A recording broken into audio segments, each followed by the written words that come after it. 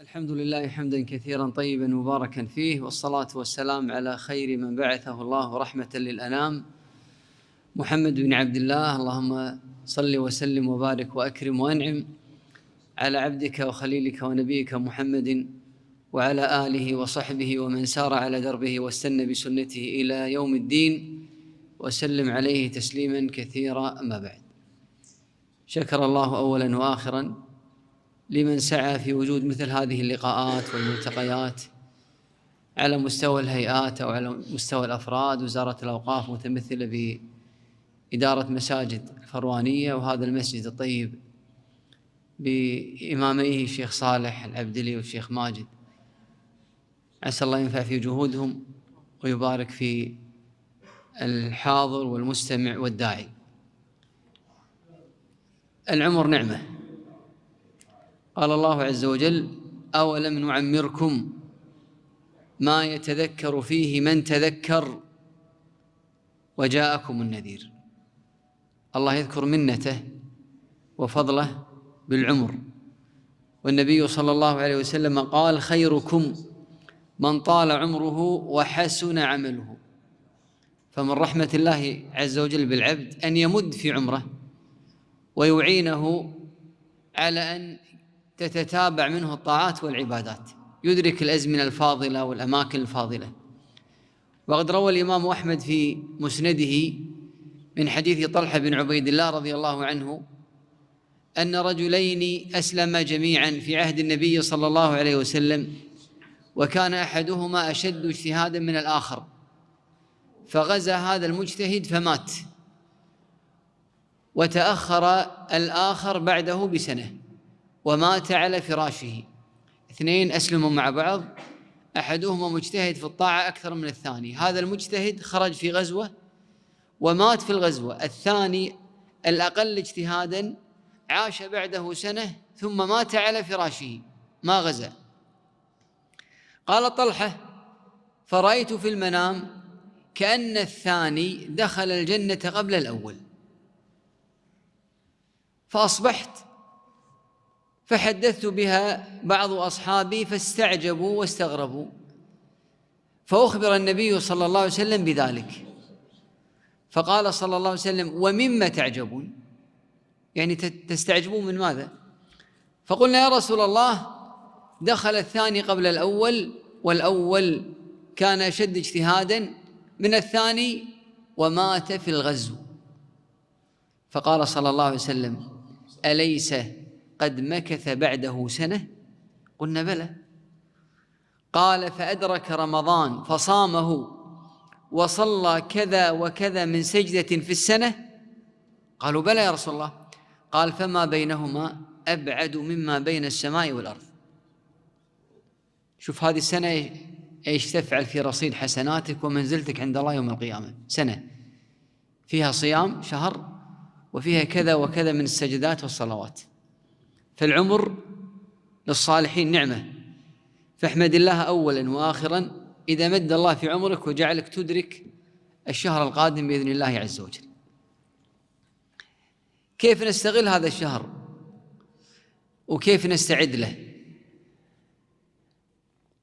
الاستغلال مرتبط بالاستعداد. تبي تستغل صح لابد تستعد له صح. والاستعداد الحسن المبارك تهيئة النفس، أن تهيئ نفسك وتشحذ همتك على حسن استغلال هذا الشهر المبارك. هذا من الاستعداد، أنك تتهيئ، أن تهيئ نفسك. وتهيئة النفس بيدك، أنت تتعاطى بعض الأسباب اللي ترفع رصيد تهيئتك واستعدادك لهذا الشهر المبارك. أولها علمك بفضيلة الشهر. الإنسان بطبيعته حتى في الأمور الدنيوية يحافظ على الأمور غالية الثمن ويتهاون في الأمور الرخيصة في كل شيء في حياتك. الغالي غالبا ما يضيع لأنك تحرص عليه، الرخيص يضيع. فأنت إذا عرفت قيمة الزمن المبارك والعبادة المباركة راح تحرص عليها. فلا بد تقرأ وتستمع إلى ما يعينك على معرفة فضل هذا الشهر، شهر رمضان. لذلك كان الصحابة لأنهم يعلمون ما أعد الله للصائمين من خيرات وبركات في هذا الشهر، كانوا يسألون الله عز وجل قبل بلوغ الشهر ب6 أشهر أن يبلغهم رمضان. تصور إنسان 6 شهور وهو كل يوم لا ينفك لسانه عن الدعاء: اللهم بلغني رمضان، اللهم سلمني إلى رمضان وتسلمه مني متقبل. تصور بالله عليك هذا اللي 6 أشهر وهو يدعو الله عز وجل أن يشهد الشهر. إذا شهده الله الشهر ماذا تتصور منه؟ تتصور المبالغة في الطاعة والعبادة والاستكثار منها، لأن 6 أشهر هو قاعد يهيئ نفسه. فأنت إن فاتك 6 أشهر بقي أيام من رمضان، فاسأل الله يوميا، وأنا إن أقسمت فلن أخطئ، أنك لو فعلا لهج لسانك بالذكر في هذه الأيام المتبقية اللي تفصلنا عن شهر رمضان كل يوم، وأن تردد: اللهم بلغني رمضان يا رب، اللهم بلغني رمضان وعني على صيامه وقيامه على ما تحب مني وترضى، تأكد على وجه اليقين أنك ستجد في نفسك اندفاع للطاعة وإقبال وشوق، تشوق وتشوف لهذا الشهر. لأن الصحابة يعلمون ما أعد الله للشهر. يحكي عبد الله بن عمر حديث قال: تراءى الناس الهلال فرأيته فأخبرت النبي صلى الله عليه وسلم فأمر بصيامه. ضع دائرة وسلط نظر فكرك على كلمة تراءى الناس الهلال. إيش معنى تراءى الناس الهلال؟ يعني كل إنسان في ليلة الترائي، كل إنسان يحرص على أن يرى الهلال حتى يفرح أن غدا هو من رمضان. الناس، الرجل، المرأة، الكبير، الصغير، هذا على سطح البيت، هذا يصعد مرتفع ولا جبل، وهذا على سنام ناقته وراحلته، ولله المثل الأعلى. شوف كمثال تقريبي، كلنا بحمد الله دخل بيوتنا وزارنا ضياف، لكن إذا كان الضيف عزيز عندك وكبير القدر ما يمكن تستقبله داخل ديوانك أبداً. لعلو قدر هذا الضيف تستقبله في الخارج، ما يصفط سيارته عند الباب إلا أنت واقف برا عند الباب، عند باب البيت، تستقبل هذا الضيف، لأنه ضيف نادر.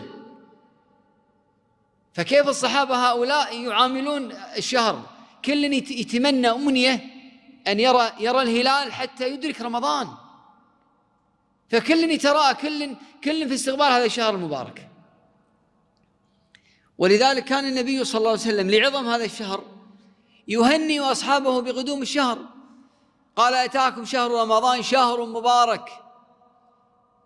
قال ابن رجب: وهذا الأصل وهذا الحديث أصل في التهنئة بقدوم شهر رمضان. تصور أن الناس يهنئ بعضهم بعضا، وبحمد الله هذه السنة ما زالت موجودة. مبارك عليكم شهر، عساكم من عواده.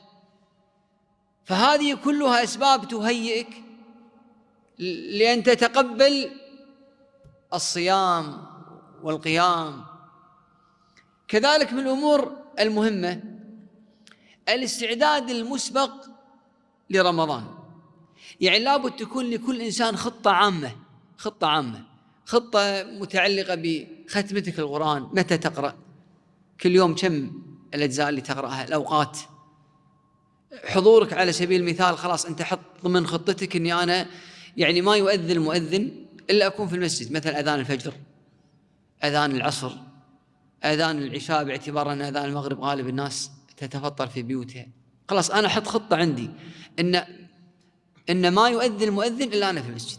هذه خطة أنا هيئت نفسي، عطيت لي نفسي جدول أني لازم أنا أرفع من رصيد الطاعة في رمضان. لازم أري الله عز وجل إن في رمضان يختلف عن غير رمضان. رمضان ليس فرصة للتكاسل. وذلك تستغرب من بعض الإخوان الصالحين الطيبين الذين يبحثون عن الأصوات الجميلة، وجاز لهم ذلك، لكن في سبيل هذا التنقل من مسجد لآخر، بعض المساجد خارج المنطقة ما يطلع قبل الأذان ب10 دقائق وتصيده زحمة، ويدخل المسجد وفايته ركعة أو ركعتين أو 3، وأحيانا يدخل المسجد والإمام صلى العشاء ما يصلي معاه إلا التراويح.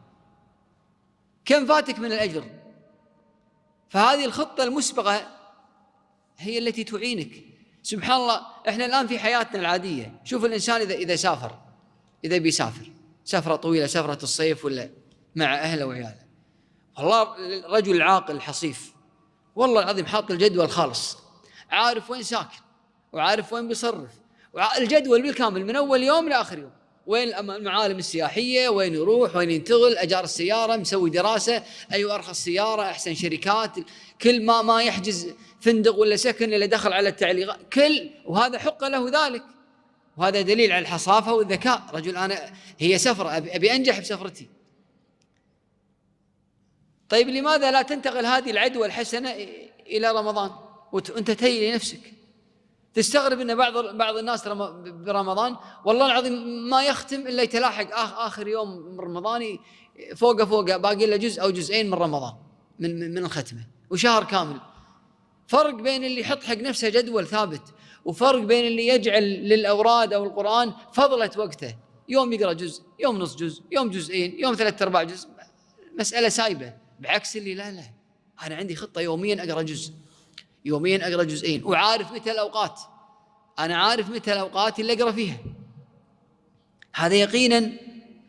كذلك الإنسان في التراويح والقيام لازم علشان أتحمل التراويح والقيام وإن طال الإمام لابد أنا أهيئ نفسي أعرف فضل قيام رمضان، وفضل التراويح، فضل الحضور مبكرا للصلوات. هذا يجعلك ما تعترض. النبي صلى الله عليه وسلم صلى ليلة 23 بالصحابة إلى ثلث الليل، ولم يصلي بهم ليلة 24، صلى في بيته إلى ثلث الليل. ليلة 25 صلى النبي صلى الله عليه وسلم بالصحابة إلى نصف الليل. يا ترى هل في أحد من الصحابة قال للنبي صلى الله عليه وسلم يا رسول الله خفف علينا شوي، نصف الليل يعني؟ جاء الصحابة قالوا يا رسول الله لو نفلتنا بقية ليلتنا، يعني كان كملنا الليل كله.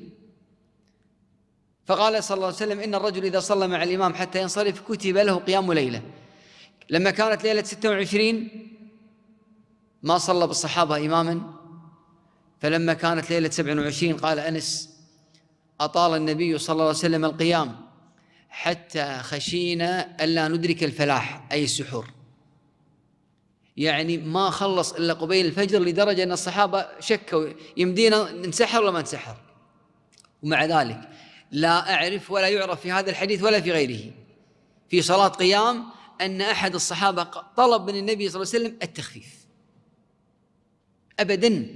ما احتمال ما يلحقون على السحور، ومع ذلك ما في صحابي قال يا رسول الله خف علينا، لأن النفل يختلف عن الفرض.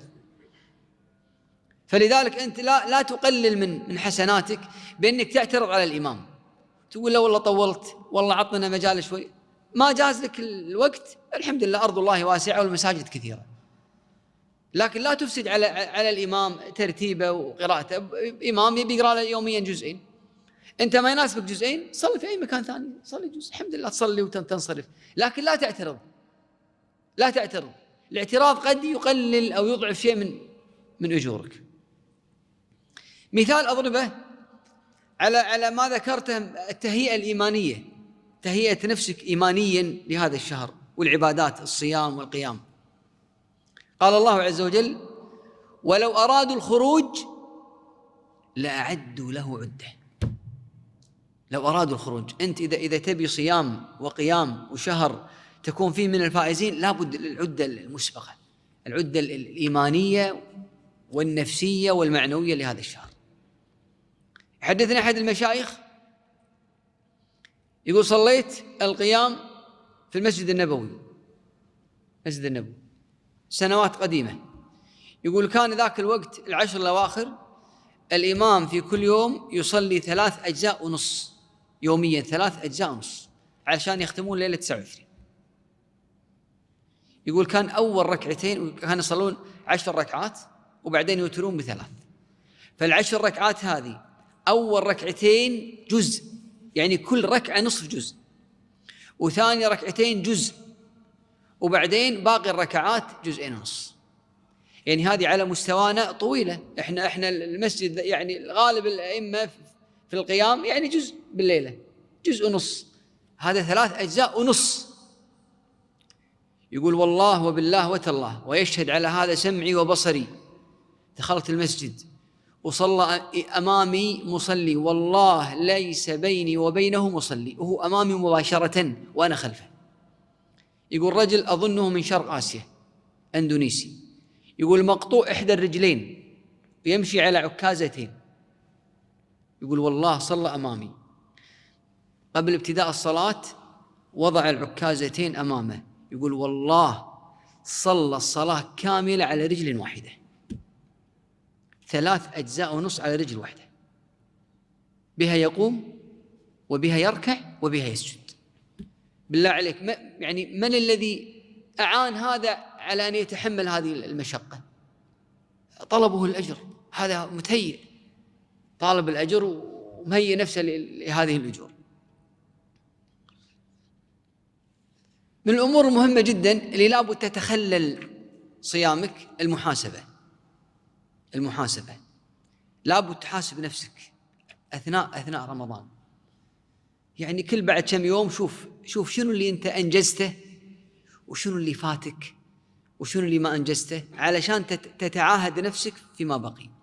طبيعي الإنسان يحط لنفسه خطة، طبيعي، خطة ختمة قرآن، حضور صلوات، حتى توزيعة صلات الأرحام، أنت عارف بالضبط متى تروح من الساعة كذا للساعة كذا، حتى لا يروح عليك ليلك كله وأنت تفرفر بالدواوين.